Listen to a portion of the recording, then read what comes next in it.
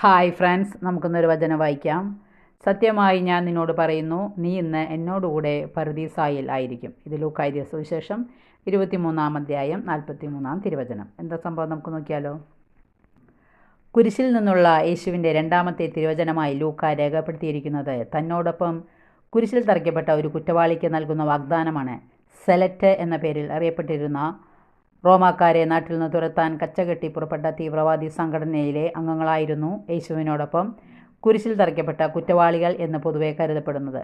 അവരിൽ ഒരാൾ യേശുവിനെ പരിഹസിക്കുകയും വെല്ലുവിളിക്കുകയും ചെയ്തപ്പോൾ അവൻ തൻ്റെ കുറ്റം ഏറ്റുപറഞ്ഞതിന് ശേഷം യേശുവിനോട് അപേക്ഷിക്കുകയാണ്. യേശുവേ, നീ എൻ്റെ രാജ്യത്ത് പ്രവേശിക്കുമ്പോൾ എന്നെയും ഓർക്കണമേ. ഈ യാചനയ്ക്കുള്ള മറുപടിയാണ് യേശു നൽകുന്ന ഈ വാഗ്ദാനം. കുറ്റവാളിയുടെ യാചനയിൽ ആഴമേറിയ ഒരു വിശ്വാസം പ്രകടമാകുന്നുണ്ട്.